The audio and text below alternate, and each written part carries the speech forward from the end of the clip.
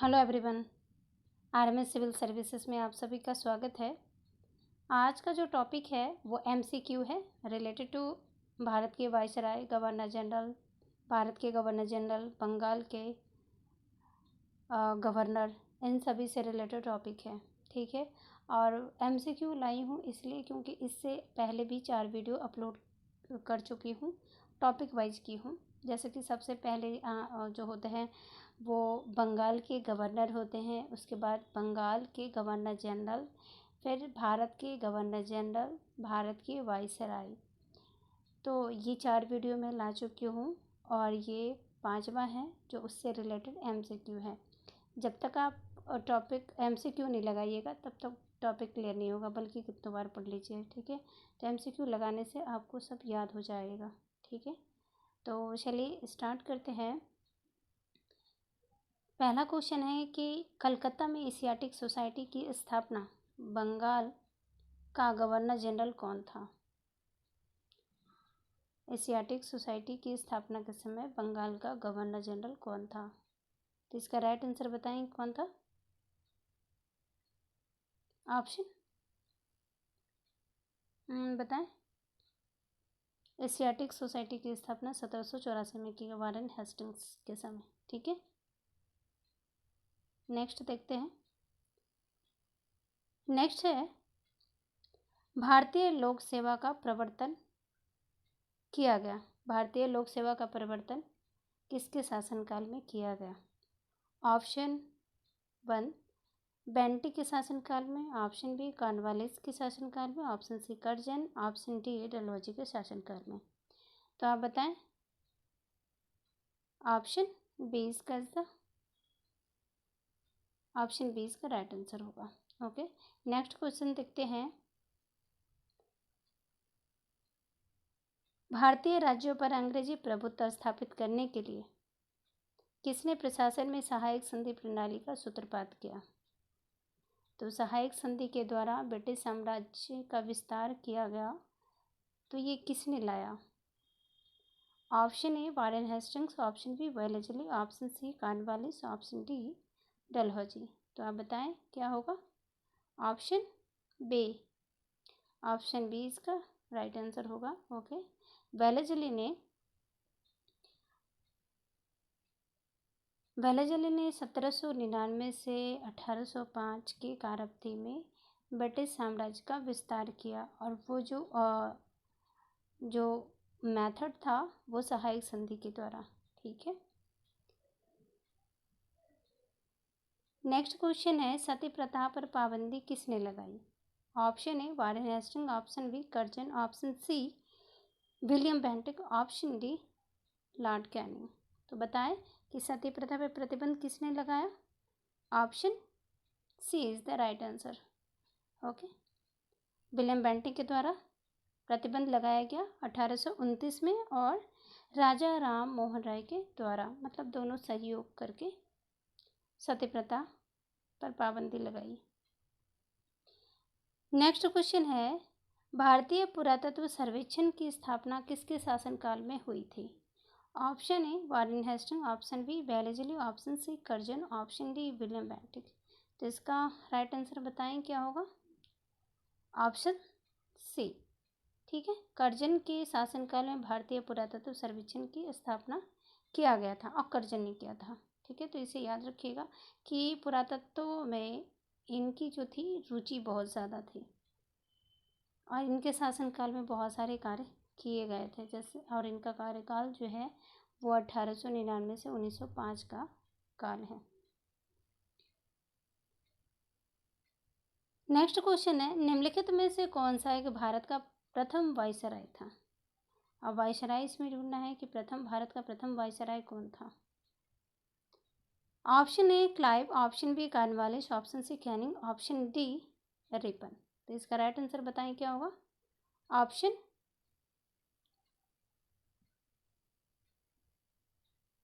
C is the right answer.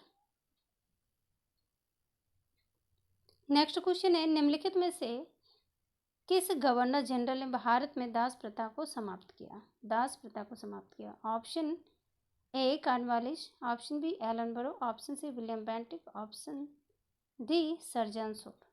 दास प्रथा को समाप्त किया। तो इसका राइट आंसर क्या होगा? Option B. Option B is the right answer होगा, एलन बरो के द्वारा।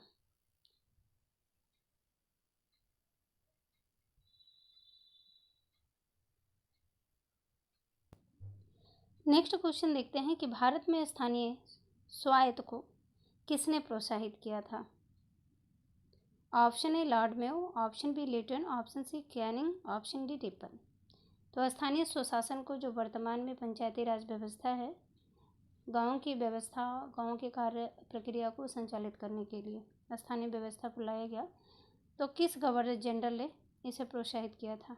तो ऑप्शन डी इसका राइट आंसर होगा, लॉर्ड रिपन के द्वारा। ठीक है, लॉर्ड रिपन के द्वारा।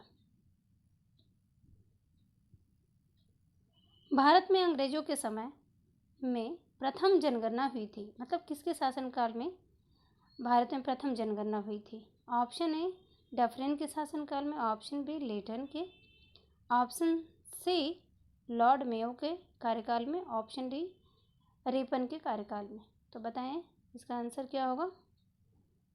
ऑप्शन सी, लॉर्ड मेयो के कार्यकाल में। ठीक,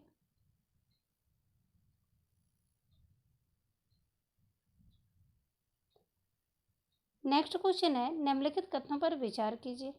पहला है, रॉबर्ट क्लाइव बंगाल के प्रथम गवर्नर जनरल थे। दूसरा है, विलियम बेंटिक भारत के प्रथम गवर्नर जनरल थे। उपर्युक्त कथनों में से कौन सा कथन सही है? इसमें चुनें। इसका राइट आंसर क्या होगा?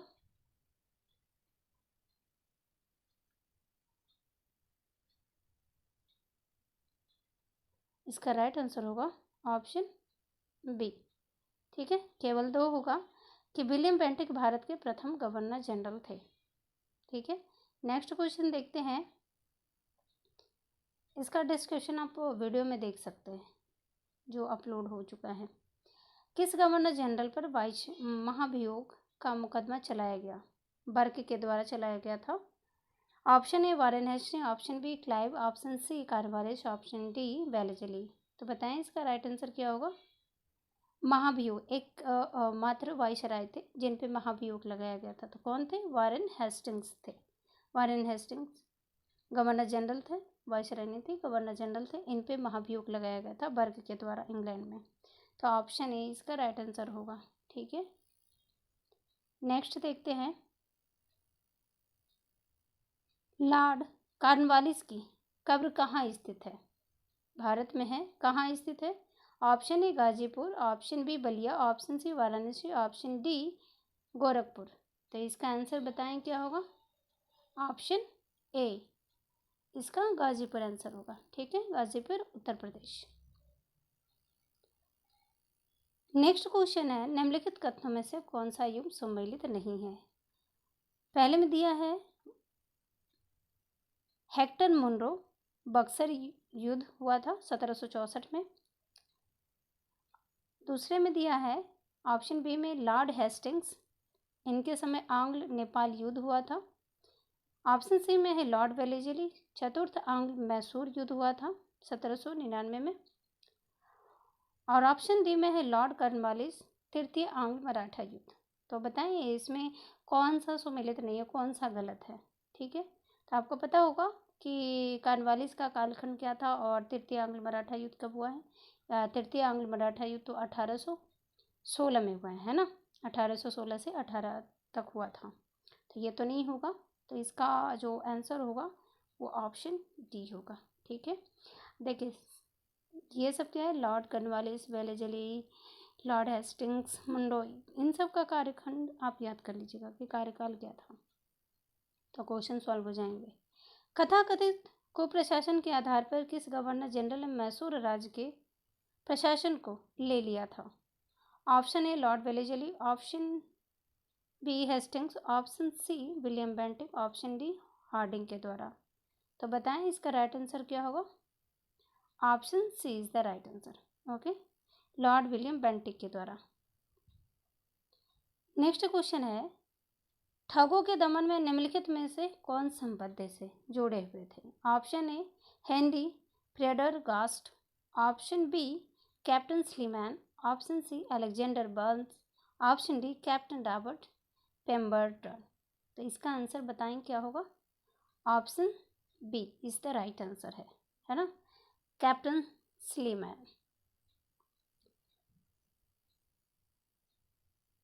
अंग्रेजों द्वारा सिंध विजय संपन्न हुई लॉर्ड एलनबरे के समय, लॉर्ड हार्डिंग के समय, लॉर्ड ऑकलैंड के समय, लॉर्ड एमहर्स्ट के समय।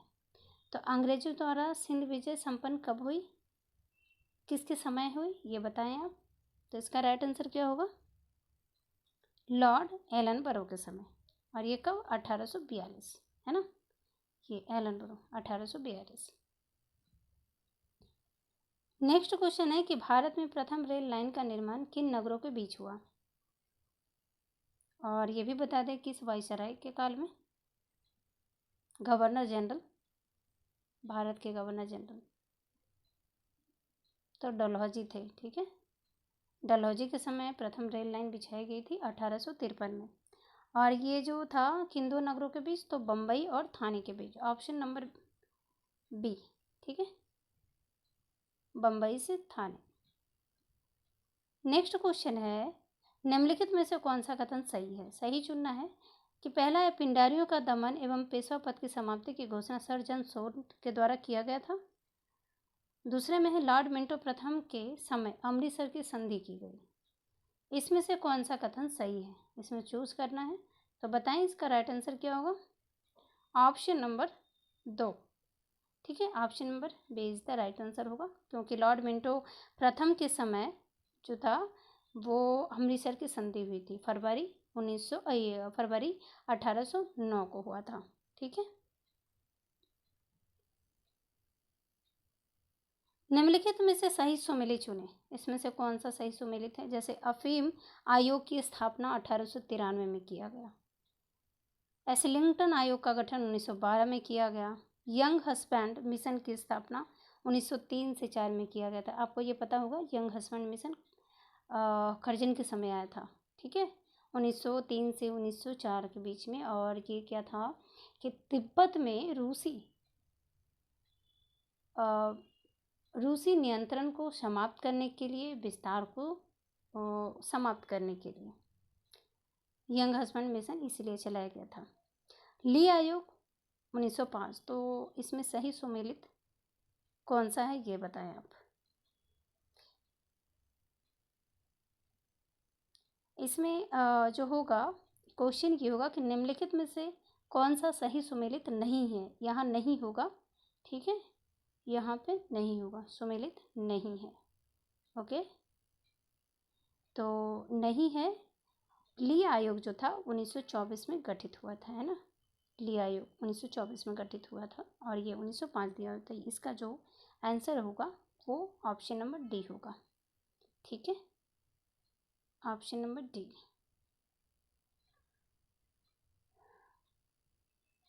एस्लिंगटन आयोग 1912 नागरिक सेवाओं में 25% भारतीयों की नियुक्ति की बात कही गई थी।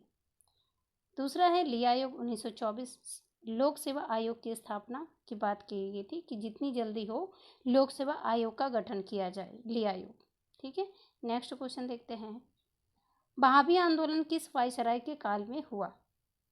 Option A Lord Canning, option B Lawrence, option C Northbrook, option D Lord Elgin प्रथम। तो किसके काल में हुआ था? और बहावी आंदोलन आपको पता है कि मुसलमानों में सुधारवादी आंदोलन था ये, ठीक है। और ये जो था वो 1830 से 1860 तक चला था, 63 तक चला था, ठीक है। बहावी आंदोलन को समाप्त जो हुआ था वो 1863 में। तो अब ये देखिए कि 1863 में किस वायसराय का कार्यकाल था, ठीक है।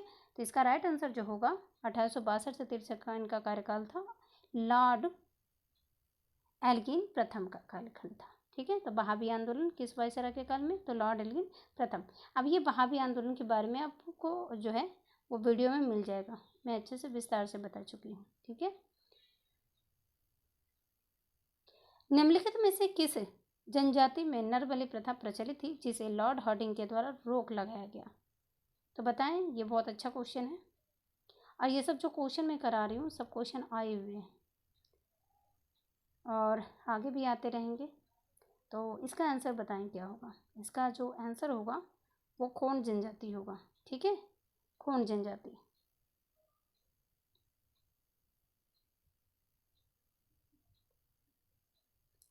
निम्नलिखित में से किस वायसराय के द्वारा यह घोषणा की गई थी कि हमने भारत को तलवार के बल पर जीता है और तलवार के बल पर ही इसे अधीन रखेंगे। तो किस वायसराय ने कहा? ऑप्शन है लॉर्ड डफरिन।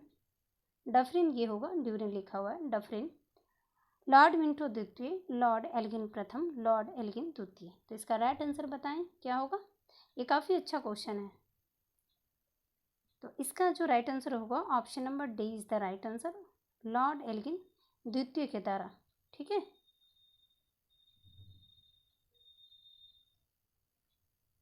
नेक्स्ट क्वेश्चन देखते हैं। बंगाल टेनेंसी एक्ट कब पारित किया गया?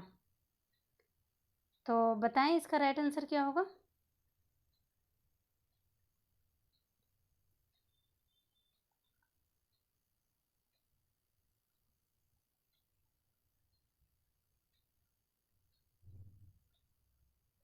तो बंगाल टेनेंसी एक्ट जो है वो पारित हुआ 1885 में। यहाँ पे 85 होगा, ऑप्शन नंबर बी, या तो ऑप्शन नंबर ई आप ले सकते हैं, none of this, none of this.